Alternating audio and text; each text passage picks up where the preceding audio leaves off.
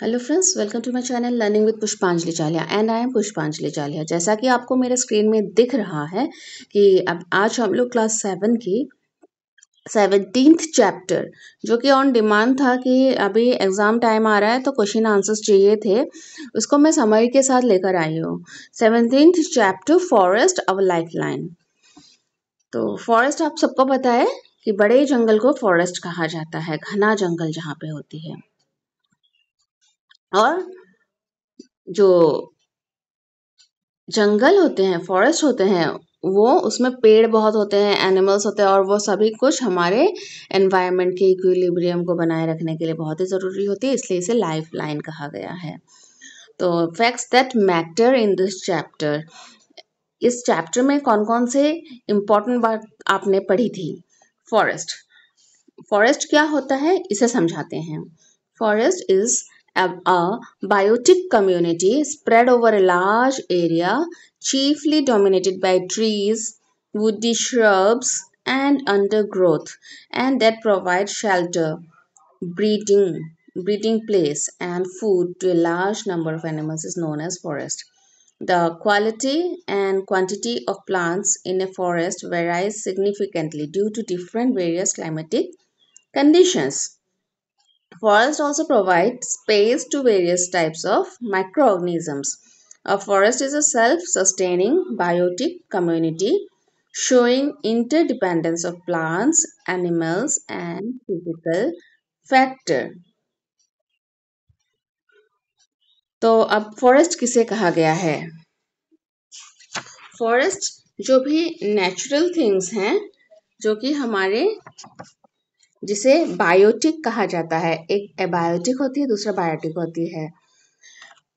जो biotic community है उसमें कौन कौन से चीज़ें आते हैं, जो जिंदा चीज़ें हैं जिससे ऑक्सीजन हमें प्राप्त होती है, और जैसे एनिमल्स लिविंग बींग्स है, लिविंग बींग्स जो है वो बायोटिक होती है। तो spread over a large area, बहुत ज़्यादा एरिया में फैला हुआ, और ज़्यादातर ट्रीज होंगे वहाँ पे, बड़े बड़े ट्रीज, वुडी श्रब्स और अंडर ग्रोथ, हाँ, छोटे छोटे हर्ब्स भी हो सकते हैं, जो कि जानवर को शेल्टर प्रदान करती है, रहने की जगह प्रदान करती है, जहाँ पे जानवर अपने ब्रीड को, जानवर और प्लांट्स अपनी ब्रीड को बढ़ा सकती है, ब्रीडिंग होती है उनकी, और जहाँ से हमें बहुत सारे एनिमल्स को बहुत सारा खाना भी मिलता है।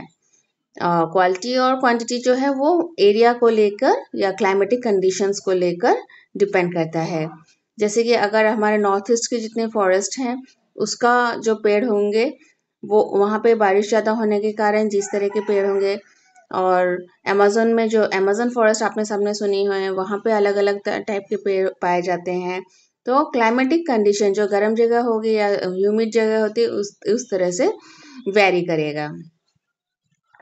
A forest is a renewable and natural resource. If you keep on observing trees, you may find that many animals get shelter and make their homes on trees. Honeybees make their hives at some safe place, sometimes on big trees. Some birds make their nest on the branches of trees. Some make holes in the tree trunks and live there. Many animals like squirrel, monkeys, and birds get shelter on trees.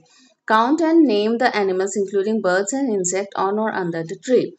तो forest में हमें renewable resources मिलते हैं, जो कि खुद ब खुद रिन्यू हो जाती है। वहाँ ये देखिए एक पिक्चर है, उसमें आपको क्या क्या बैट दिख रहा है, ये BAT बैट जो होती है बर्ड, और पैरट, ये मंकी, बटरफ्लाई, हनी बी, हनीकम्ब और स्नेक, ये सब कुछ फॉरेस्ट में रहने वाले होते हैं। Crown. The branchy part of a tree above the stem is known as the crown of the tree. This is the, जहाँ पे branches हैं, पत्ते हैं, वो जगह crown of the tree होती है। Canopy. The branches of tall trees of the forest form overhanging covering like a roof over the other plants in the forest. This is called canopy. जो बड़े बड़े पेड़ होते हैं फॉरेस्ट में, उसमें ओवर ब्रांचेस जो है वो नीचे की ओर हैंग करने लिए बहुत फैला हुआ होता है, नीचे हैंग करती हुई रहती है, दूसरे किसी भी ट्री के लिए वो कवरिंग जैसा बन जाता है, उसे ही कैनोपी कहा जाता है. The trees of a forest have crowns of different types and sizes. They cause different horizontal layers in the forest. These called stories. तो अलग अलग ट्रीज के अलग अलग हाइट होती है और अलग अलग कैनोपी होती है, तो क्राउन्स अलग होते हैं. किसी का क्राउन थोड़ा छोटा होगा, किसी का हाइट ज़्यादा होगा, किसी का क्राउन बड़ा होगा, तो उसे स्टोरीज कहते हैं. जैसे हम लोग बिल्डिंग बनती है फर्स्ट स्टोरी सेकंड स्टोरी में, ऐसी तरह के होते हैं. The tall and the giant tall trees from the top layer. जो टॉप लेयर होती है वो टॉल एंड द जायंट बहुत ज़्यादा बड़े ट्रीज का होता है. The shrubs and tall grasses from the second and third stories. और shrubs और जो tall grasses होते हैं वो second stories हो जाती है. Various types of herbs form the lowest layer. The forest floor remains covered with a layer of dead and decaying leaves, fruits, twigs, seeds, and small herbs. The decaying matter is moist and warm. जो पेड़ से पत्ते वगैरह गिरते हैं वो क्या होता है कि नीचे बिल्कुल लेयर्स में आ जाते हैं और वहाँ पे बहुत ही मॉइस्चर और वार्म के साथ ही डिके होने लगते हैं. The The green plants produce food and release oxygen during photosynthesis. Green plants जो क्या होता है कि खाना प्रोड्यूस करती है और ऑक्सीजन प्रोड्यूस करती है photosynthesis के टाइम में. All other organisms, whether herbivorous or carnivorous, depend ultimately on plants for food. Herbivorous हो या carnivorous हो, ultimately food तो हमें प्लांट से ही मिलती है. Herbivorous जो कि हर्ब्स वगैरह सिर्फ शाकाहारी होते हैं, मांसाहारी नहीं होते हैं, लेकिन उन्हें तो पेड़ पौधों से मिल ही रहा है खाना. और कार्निवोरस जो कि दूसरे एनिमल्स को भी खाते हैं, मांसाहारी होते हैं. डियर को घास तो फॉरेस्ट ही दे रही है ना, और घास खा के ही डियर बड़ा होता है, उसके बाद कार्निवोरस एनिमल जो आके उसे अटैक करती है. तो अल्टीमेटली प्लांट जो है फूड से ही आ रहा है, food chain. Organisms which feed on plants often get eaten by other organism and so on. एक फूड चेन बना होता है. कैसे? जो भी प्लांट्स को ऑर्गेनिज्म जो भी है, जो प्लांट ईटर है, उसे फिर दूसरा ऑर्गेनिज्म खाता है. Thus a chain is formed in which a series of organisms each dependent on the next as a source of food is called a food chain. For example, grass eaten by insects. Grass जो है insects खाती है और insect को frog, snacks, eagles खा लेते हैं. तो ये एक फूड चेन बन गया है. Each food chain begins with green plants. लेकिन जो भी फूड चेन है वो ग्रीन प्लांट से स्टार्ट होता है. आप ऐसा ही दूसरा फूड चेन बनाइए. Food web. No food chain exist in isolation. Isolation means जहाँ पानी, पेड़, हवा कुछ नहीं होगा तो वहाँ पे फूड चेन भी नहीं होगा. Several food chains get interconnected and form a web called food web. Food chains जो है वो इंटरकनेक्टेड होते हैं, एक दूसरे से कनेक्शन होती है और तब फूड वेब कहा जाता है, जो कि हमने लेसन में बहुत ही अच्छे से पढ़ा था. ये तो बस मैं तुमको समरी डाल रही हूँ. Humus.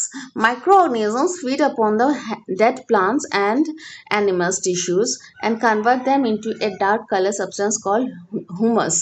जो है जो माइक्रो ऑर्गेनिज्म है जैसे कि अमीबा, बैक्टीरिया, तो वो डेड प्लांट्स और एनिमल टिश्यूज पर निर्भर करते हैं. और जब वो कन्वर्ट करते हैं किसको, डेड प्लांट को एक कन्वर्ट करके ब्लैक कलर उसमें आ जाता है. जब बैक्टीरिया उसमें लग जाती है, आपने अगर ब्रेड में भी देखा होगा तो उसे उस चीज को हुमस कहा जाता है. Decomposers.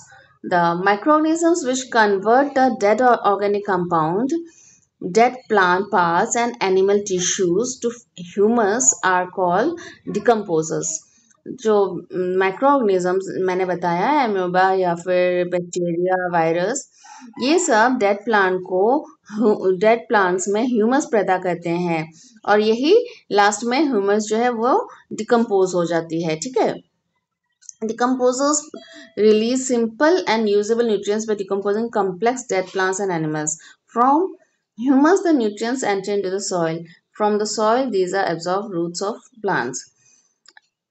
Forests are called green lungs because plants release oxygen during photosynthesis.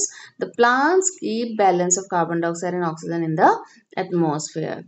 The forest is a dynamic living entity full of life and vitality. This is because the forest harbors variety of plants. The forest provides greater opportunities for food and habitat for the herbivores. Larger number of herbivores means increased in availability of food for a variety of carnivorous animal. जो forest है dynamic living entity को कहा जाता है क्यों? क्योंकि यहाँ पे फुल ऑफ लाइफ और वाइटैलिटी रहती है. This is because the forest जो है हार्बिवरस वैरायटी ऑफ प्लांट्स रहती हैं, बहुत अलग अलग वैरायटी ऑफ प्लांट्स रहते हैं और ग्रेटर अपॉर्चुनिटीज होती है फूड और हैबिटेट के लिए. किसी भी एनिमल के रहने की जगह के बनने के लिए बहुत ही अपॉर्चुनिटीज ज़्यादा होती है. Larger number of herbivores means increased availability of food for a variety of carnivorous animal. और हार्बिवोरस जितने ज़्यादा होंगे उतने ही कार्निवोरस एनिमल्स के लिए फूड प्रोडक्शन बढ़ेगा. Decomposers help in maintaining the supply of nutrients to the growing plants in the forest. Decomposers जो होते हैं, जो माइक्रो ऑर्गेनिजम्स होते हैं, वे डिकम्पोज करते हैं, ह्यूमस पैदा करते हैं. तो जैसे पत्तों के लेयर्स पड़े होते हैं उसमें जब तक माइक्रो ऑर्गेनिजम्स नहीं लगेगा तो ये कैसे फिर डिकम्पोज होगा. डिकम्पोज माइक्रो ऑर्गेनिजम्स करती है और इसी से हमारे जमीन की उर्वरता बनी रहती है. तो हमें डिकम्पोजर्स की भी बहुत ज़रूरत होती है. Greater biodiversity of organisms helps the forest to regenerate and grow. जितना बायोडाइवर्सिटी होगा, जितना डाइवर्स में जितना ही हमारे बायोलॉजिकल प्लांट्स अलग अलग टाइप के होंगे उतना ही रीजनरेट एंड ग्रो में मदद मिलती है. The forest keeps on growing, changing and regenerating. There is interaction between soil, water, air and living organisms. Forest हमेशा ही ग्रो करता रहता है, चेंज करता रहता है और रीजनरेट होता रहता है. देयर इज इंटरेक्शन बिटवीन, इसमें मिट्टी, पानी, हवा और लिविंग ऑर्गेनिजम्स के बीच में एक वेब बना रहता है. Soil helps the forest to grow and regenerate. जो ज़मीन है वो फॉरेस्ट को ग्रो करने में, रीजनरेट करने में हेल्प करती है. Forest protect the soil and avoid soil erosion. Forest जो है सॉइल को प्रोटेक्ट करती है. जड़, जो फॉरेस्ट में पेड़ ज़्यादा होते हैं वहाँ पे जड़ों से मिट्टी पकड़ के रखा जाता है तो सॉइल इरोशन नहीं हो पाता है. अब सॉइल इरोशन क्या होता है? Washing away of the top soil the fertile layer of soil by water और wind is called soil erosion. जब उर्वरता जो होती है ऊपर की जमीन में ज़्यादा होती है और जब पानी या हवा के द्वारा ये टॉप सॉइल वॉश अवे हो जाती है, चली जाती है, तो उर्वरता उसकी कम हो जाती है. लेकिन अगर पेड़ उस जगह को, जमीन को पकड़ के रखती है, उसके रूट्स, तो वहाँ पे उर्वरता भी बनी रहती है. Seed dispersal. Spreading of seed to far and wide places from their parent plants by any agency like water, wind and animal is called seed dispersal. That means एक पेड़ में कोई सीड लगी है तो उसको नीचे पड़ने से और भी प्लांट उगेंगे और वो कभी किसी एनिमल के बॉडी में लग के दूसरी जगह में जाके गिरती है तो वहाँ पे भी उस प्लांट का एक पौधा वहाँ पे भी हो जाएगा. तो इसी से सीड डिस्पर्सल भी फॉरेस्ट में हेल्प होती है. Regeneration, replacement of old and dead organism by new one is called regeneration. इस तरह से जैसे कोई भी सीड नीचे को गिरती है तो ऊपर जो पेड़ से सीड पड़ी होगी उसका तो एज हो गया होगा तो दूसरा पेड़ बड़ा होने लगता है, तो ये रीजनरेशन होती है. Many people and different tribes communities live in the forest. बहुत ट्राइब्स फॉरेस्ट में भी अभी भी रहते हैं. Forest influence climate, water cycle and air quality. Forest जिस तरह का होगा उस तरह का क्लाइमेट बनेगी हमारे एनवायरनमेंट की. वाटर साइकिल उस तरह की बनेगी. वाटर साइकिल आपने पढ़ा होगा जब हम लोग. एंड एयर क्वालिटी भी अच्छा बना रहेगा. अभी वाटर साइकिल को यहाँ पे मैं डिफाइन नहीं करूँगी लेकिन आपको पता ही होगा, दूसरे वीडियो में आपने देखा होगा. फॉरेस्ट प्रोवाइड टिम्बर, काठ, बैम्बू, बांस, मेडिसिन्स, दवाइयाँ, फ्रूट्स, फल, गम यानी कि जो एक तो खाने की गम होती है, दूसरी तो जो हम लोग चिपकाने के काम लाते हैं, and money other useful things. इस तरह की चीज़ें हमें फॉरेस्ट से ही मिलती है।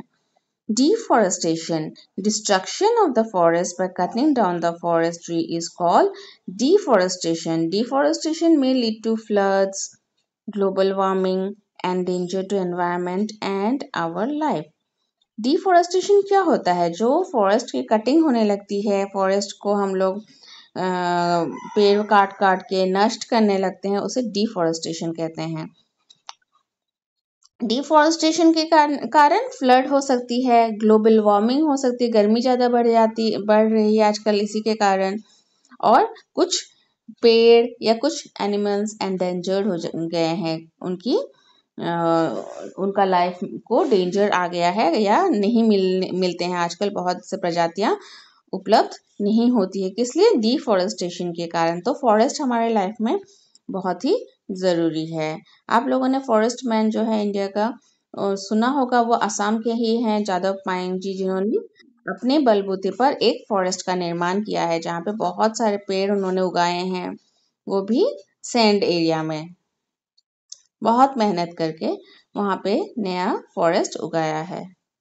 उनके बारे में जानने की कोशिश कीजिए, मैं 2 लिंक दूंगी बुक का, उस बुक को पढ़ के भी आपको जादव पायेंग जी के बारे में पता लग सकता है। तो ठीक है, अभी ये हम लोग क्लास 7 की 17th लेसन की हम लोग समरी देख रहे थे। पूरा चैप्टर के लिए आप लोग को लिंक मिल जाएगा, और थैंक यू। इसके बाद मैं आपको क्वेश्चन आंसर्स भी दे दूंगी।